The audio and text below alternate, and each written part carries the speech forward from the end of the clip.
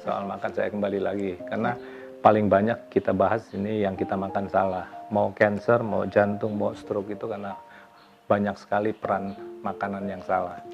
Nah, makanan yang salah itu antara lain juga zat-zat kimia yang kita makan.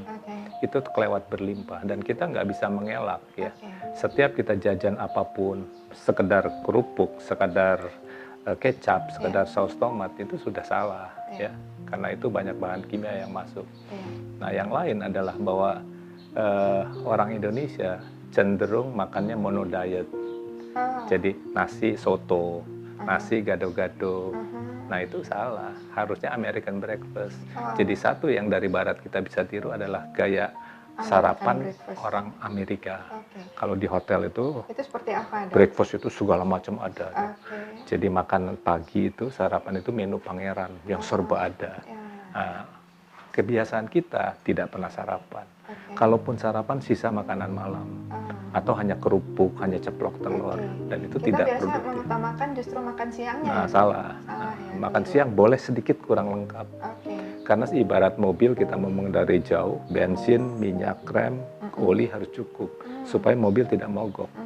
Itu makanya barangkali sebabnya orang Indonesia itu kurang produktif, kurang kreatif. Anak-anak sekolah juga menangkap pelajaran kurang baik, tidak sarapan. Dan ini sudah dibuktikan secara ilmiah. Tidak produktif karena tidak diisi sempurna. Lengkap. Makan siang boleh sedikit kurang lengkap. Kurang lengkap. Makan malam seadanya. Kita kan terbalik. Makan malam foya-foya. Iya, kalau ada pesta, ada acara ya dok. Terus pulang kantor, hangout, makan-makan juga. Gitu. Hal lain adalah bahwa yang sehat itu kesehatan ada di dapur, bukan di restoran.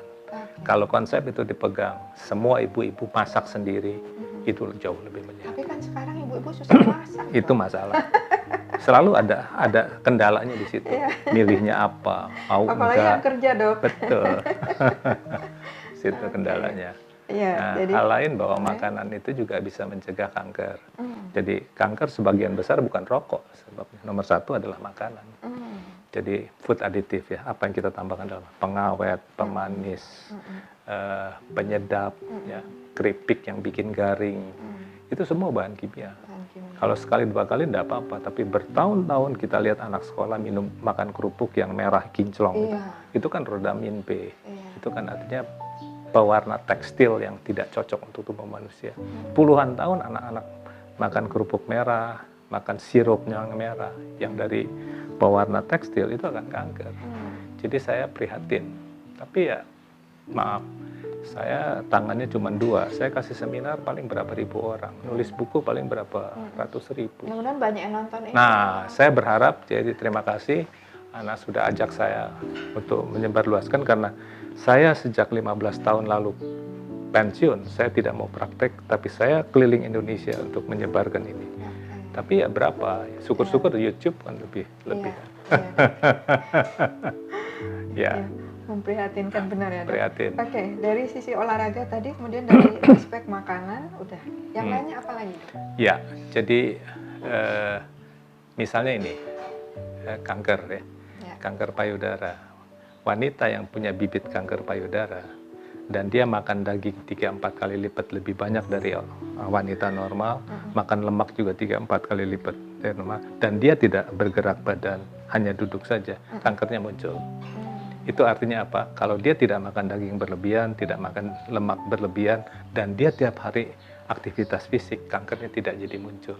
Nah, itu informasi itu yang saya bilang bahwa sehat itu murah. Orang tidak perlu kanker.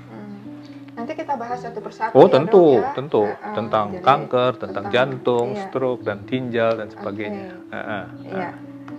Itu tadi menyangkut, kalau genetik gimana dok? Ya, jadi peran genetik hanya 10%. Jadi kalau Anda kena kencing manis, kena darah tinggi, karena genetik, tidak perlu risau.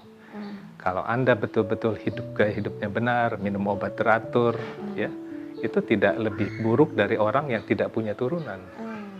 Sebaliknya, yang 90% bukan genetik itu, darah tinggi, kencing manis, yang bukan genetik tapi gaya hidup, kalau dia slebor, itu lebih buruk nasibnya dari yang genetik. Yang genetik nggak bisa ngelak dong, saya sudah mewarisi itu, saya nggak bisa, sudah terima saja. Karena given sudah, given, jadi sudah terima. Tapi jangan risau, tapi 90% ini, maka itu BPJS sampai tekor sekian puluh triliun, karena masyarakat Indonesia sudah sakit semua. Karena apa? Mohon maaf, pembangunan kesehatan menunggu orang sakit. Jadi tunggu obat murah. Ya, Dok? Kenapa tidak di hulu? Saya punya konsep pembangunan di hulu, memberitahu pada masyarakat apa informasi, radio kasih edukasi, TV kasih edukasi. Mencuci tangan saja bisa mencegah 10 penyakit. Mencuci tangan saja yang benar. Kita kan nggak perhatikan, anak sekolah nggak tahu cuci tangan yang benar. Nah itu, jadi kalau pembangunan kesehatan di hulu, sampai ke desa-desa, sampai ke hilirnya aman ya dong? Oh, aman, BPJS tidak akan tekor, sudah sehat. Sayangnya dari zaman Pak Harto dulu, 30 tahun, 40 tahun yang lalu, tidak investasi. Tidak investasi. Dan anggaran kesehatan di bawah, karena dianggap menghabiskan uang. Pak Harto lupa, kesehatan itu investasi sumber daya manusia. Oke, nanti kita akan ngobrol lagi lebih jauh, apa saran-saran dokter supaya masyarakat secara dini bisa melakukan pencegahan dan betul-betul menjadikan tubuhnya itu sebuah investasi tanpa harus mengeluarkan uang banyak. Oke, kita kembali ke layar satu ini. Kalau Anda ke Singapura, makanannya anyep. Pemerintah ikut campur. Restoran, jangan terlalu asin. Nanti rakyatnya sakit. Saya ketemu pasien, dok, uang saya serahkan semua, harta saya serahkan. Tolong perbaiki jantung saya. Saya bilang sudah terlalu.